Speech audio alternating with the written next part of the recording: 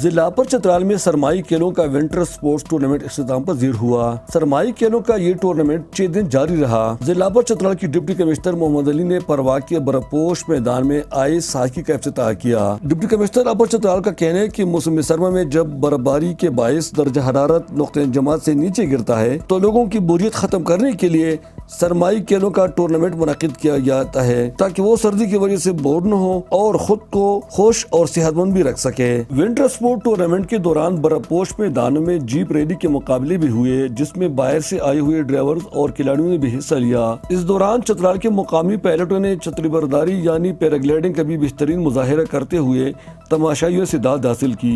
Winter sports के दौरान खिलाड़ियों की खून गरमाने के लिए बैंड पार्टी मुसलसल अपना फन का मुजाहिरा कर रहे थे। सरमाई खेलों के इस टूर्नामेंट में इस मरतबा खसूसी तौर पर खवातीन खिलाड़ियों ने भी हिस्सा लिया जिन्हें लोगों ने बहुत सराहा। विंटर स्पोर्ट टूर्नामेंट में हिस्सा लेने के लिए गिलगित बल्तिस्तान से भी जनाना और मर्दाना खिलाड़ी आए थे जबकि उनकी हौसला अफजाई के लिए कसीर तादाद में गिलगित से तमाशाई और खेल के शौकीन लोग भी आए थे।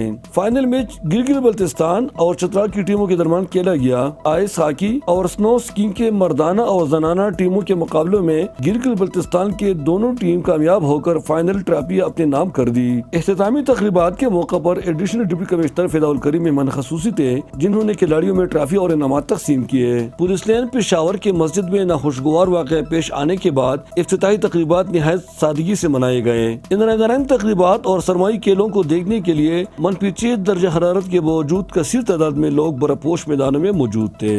अपर चतराल।